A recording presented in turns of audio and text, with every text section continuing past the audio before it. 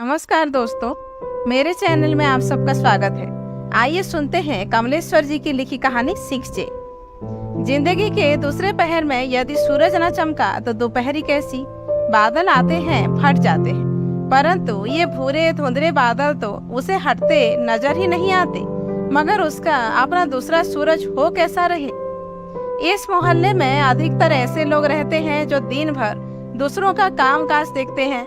दिन में एक बार खाना खाकर फिर चले जाते हैं तो रात को लौटते हैं। यही छोटे पेशेवर लोग हैं, लोहे वाले, बढ़ई, पीतल के बर्तन जोड़ने वाले आदि। ऊंचे और मध्य वर्ग तथा अछूतों की न्यारी बस्ती के बीच का यह मोहल्ला एक कड़ी है। यद्यपि अछूतों से कुछ दूर सा इसी मोहल्ले में उसका मकान है और वह टूटे सिंकचों से गली की ओर देख रही है। मंगरू लोहार का लड़का चमन सामने खड़ा है।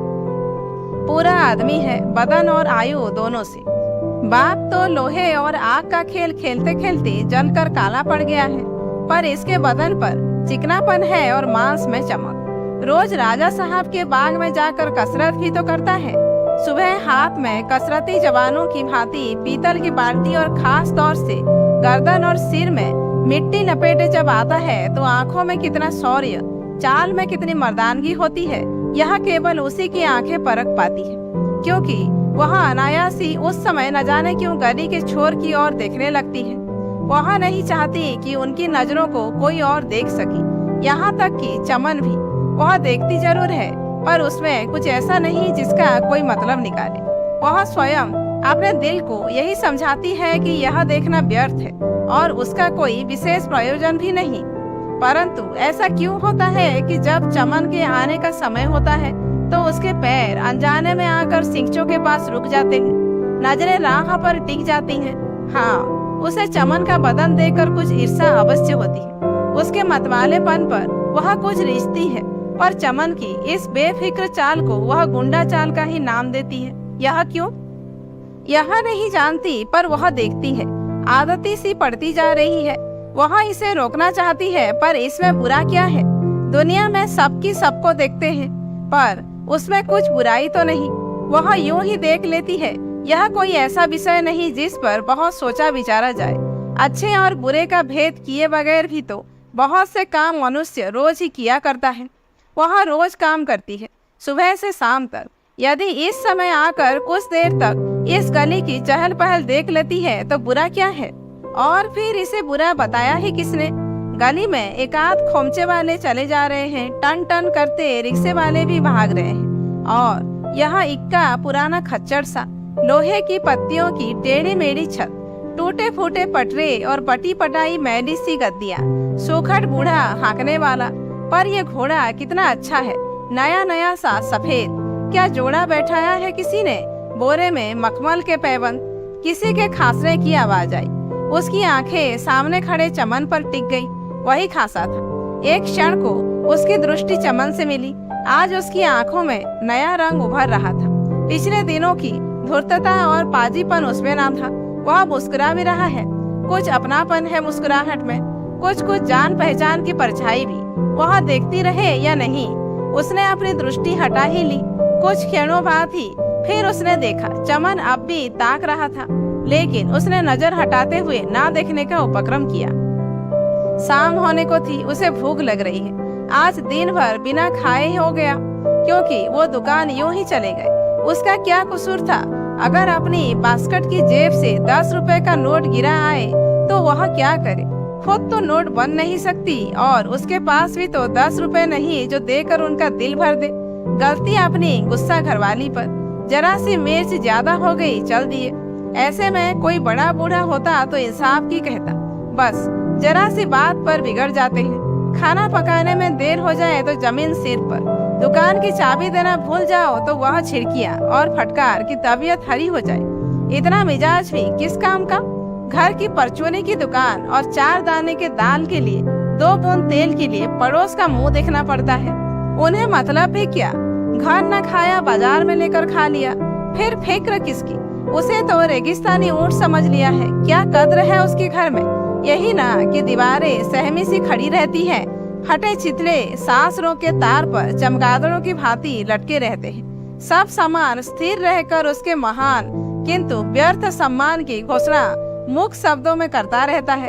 बेजबान अलमारियां, घर के बर्तनों और मसाले की 2-4 शीशियों पर उसका राजसी अधिकार है शेष पर। वह यही सोच रही थी कि आलू मसालेदार की आवाज उसके कानों में पड़ी। उसे ध्यान आया कि सिकचे की छड़े पकड़े वह देर से खड़ी है। चमन ने आलू वाले को रोका। उसने आलू लिए और उंगलियों की भांति उंगलियां चाट चाट कर खाने लगा। उसका दिल हुआ कि 4 पैसे के आलू लेकर वह भी रोटी के साथ खा लेती, क्योंकि सब्जी सब उन्होंने फेंक दी है। पर वह घर से निकल नहीं सकती, बाहर के दरवाजे तक जा नहीं सकती। अगर गई तो माखन की बूढ़ी माँ, जो हर समय बाहर चौखट पर बैठी रहती है, रात को ही उन्हें खबर दे देगी। वह इन अर्ध स्तंभ गली के परिवारों में अपने खंडहर घर की पुरानी परंपराओं की प्रतीक प्रतिमा है। गली के सभी परिवारों का काला इतिहास है, पर उसके घर की बातें इन लोगों के लिए आदर्श है, और यही कारण है कि उसके घर का नाम भी है और सम्मान भी। मंगरू लोहार की बीवी एक बार भाग चुकी है। दीना स्वयं किसी को अपने घर ले आया है। केवल इसका विवाह नंदलाल बनिए से अधकचरे सनातनी रिवाजों से हुआ है, जिसकी साक्षी अग्नि थी और मंत्रों के ताने बाने में उसके जवान हौसलों, नई उमंगों को कस दिया गया था। वह जैसा भी था, उसका सब कुछ था। यह प्रतिदिन का व्यवहार वह कैसे सहन करेगी? एक दिन हो तो ध्यान भी ना दे, लेकिन रोज ही तो ये छोटे छोटे पर गंभीर झगड़ों की समस्याएं सामने अड़ी रहती हैं। 2 पैसे के लिए वह तरसती है। सिकचे की छड़े उसके हाथ में थी और मस्तिष्क कुछ पुरानी बातों के हाथ में। लगभग 1.5 साल बीतता जा रहा है। वह जो कुछ चाहती है उसे ना मिल सका। एक बार कितने प्रेममय और अधिकारपूर्ण शब्दों में उसने कहा था कि एक छींट की साड़ी उसके पास भी होती। दीना कलाईगर की धोबिन औरत अगर पहन सकती है तो वह क्यों नहीं? वह तो नंदलाल महाजन की पत्नी है, जिसकी दुकान में सैकड़ों का माल भरा पड़ा है और रोज का मुनाफा भी तो 2-3 रुपए से कम नहीं। माखन की बूढ़ी माँ अगर 2 आने रोज के पान चबा सकती है तो क्या वह 2 पैसे के पान चबाकर अपने होठों को लाल नहीं रख सकती? उसका चौड़ा माथा सूना है। बाल संवारने की सींग की कंघी को टूटे पूरे 3 महीने हो चुके। नाक में लौंग के स्थान पर झाड़ की सींग है। पैरों में महावर लगाने के लिए गुलाबी रंग भी तो नहीं, और कान, खैर वे तो बालों और धोती में छिप जाते हैं। पर यह सब भी वह किसके लिए करना चाहती है? उन्हें इन सब बातों का शौक ही नहीं। जब भी कभी कहो तो पिछली 2 पत्नियों की मिसालें सामने रखते लगते हैं। अगर ऐसा ही था तो दूसरी आग लगाकर मर ही क्यों जाती? उफ, चाचा ने क्या समझकर ब्याह दिया। काश बाबू जिंदा होते तो इस उथले पानी में हाथ पैर बांधकर ना डाल देते। इस पानी में ना तो तैरा ही जा सकता है और ना डूबा ही जा सकता है। दिन भर वह घर की रखवालिन के रूप में और उसके बाद लंगड़ाती दम तोड़ती वासना पूर्ति के लिए। रात को जब लौटते हैं तो कैसी बदबू मुंह से आती है। अपनी तमाम पुरुषोचित शक्तियों को उभारने के लिए दारू भी तो पीने लगे हैं।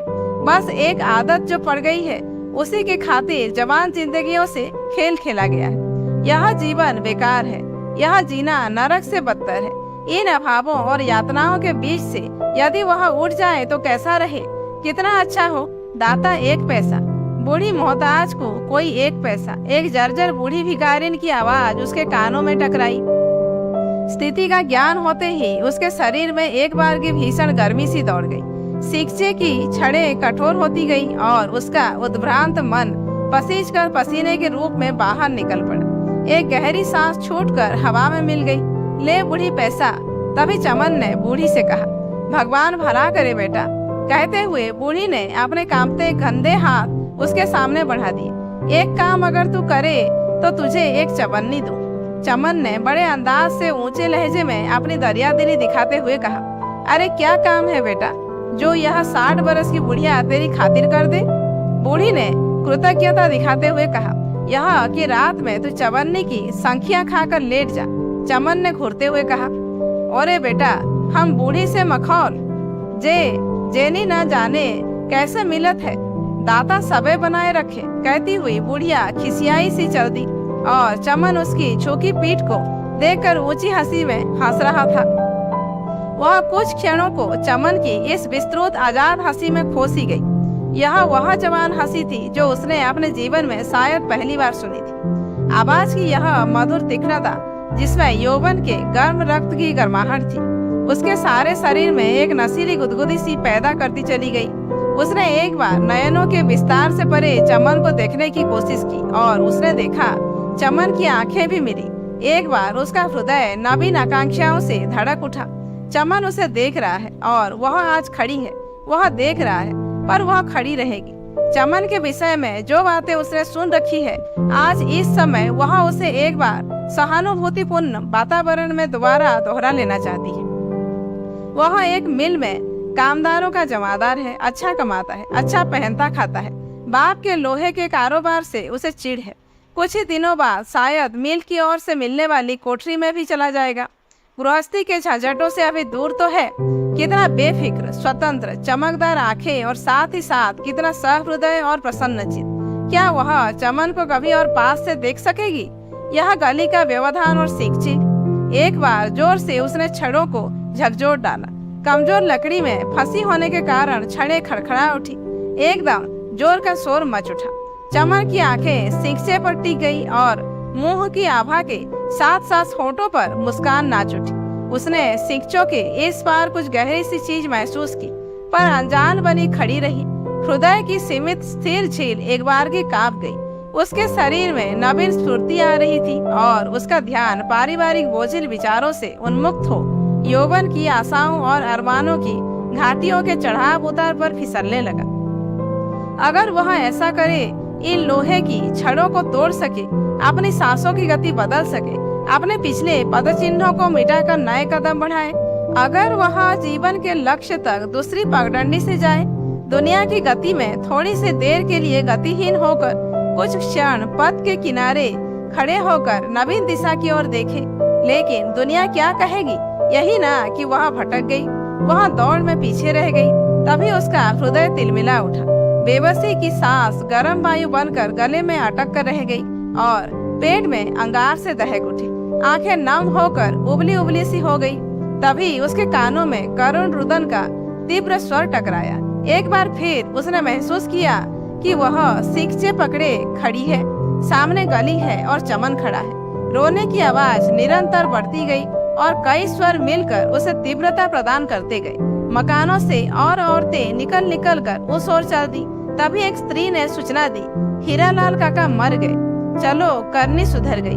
80-85 की उम्र, ऊपर से कोढ़ का रोग। एक ने संतोष प्रकट करते हुए कहा, बेचारी बुढ़िया काकी तो अब उनकी बीमारी से परेशान आ गई थी। बूढ़े हाड़ कहाँ तक सेवा करती। दूसरी ने बात और बढ़ाते हुए कहा, उसके नेत्रों के सामने हीरालाल का चित्र उभर आया और पृष्ठभूमि का रुदन उसके मन के गहराइयों में समाता गया। एक चित्र उभरा जब काकी सामने वाले घर में रहती थी। शादी के बाद ही हीरालाल काका ने उसे छोड़ दिया था। माखन की माँ बताती थी कि इसी सामने वाली कोठरी में काका ने काकी को 4 दिनों तक भूखा बंद रखा था, खूब पीटा। चांदी की सब जेवर ताड़ी में गवा दिए। यौवन की बहारें ग्रीष्म की शुष्क उसासे बनते देर न लगी और हीरालाल का मांस कोढ़ से गल गल कर गिरने लगा। काकी ने सारी ज्यादतियों और पशु समान व्यवहारों को भुलाकर सेवा की और परेशान आ गई। पर आज जबकि उसकी बूढ़ी पीठ का भारी पत्थर लुढ़क कर गिर गया तो वह रो रही है। क्या ये करुण आवाज़ें उसकी आत्मा की है? आज तो उसे सुखी होना चाहिए था। जीवन का वजन हल्का हो गया है। बुढ़ापे की परेशानियां छूट रही हैं, पर वह है कि रो रही है। उसे दुख है, अथाह दुख, पति की मृत्यु का, उस पति का जिसने दुलार और प्यार के स्थान पर दुत्कार और ठोकर से काम लिया, जिसने मांसल शरीर की बुदाजदी का जंगली पशु के समान उपभोग किया, जिसने केवल हड्डियों को अपनी लौह भुजाओं में कसकर तोड़ना मरोड़ना जाना, जिसने बुढ़ापे में भी चैन न लेने दिया, उसके लिए वह रो रही है। उस पति के लिए संसार की करुणा केंद्रीभूत कर रही है। पति के लिए तो पति में ऐसी क्या विशेषता है? वह बूढ़ी काकी क्यों चीख चीख कर गला फाड़े डाल रही है? क्योंकि उसका सुहाग लूट गया। वह कोढ़ी सुहाग जिसने उसे धो धो कर मरहम पट्टी से संजोया था, वह सुहाग जो गल गल कर टपक रहा था।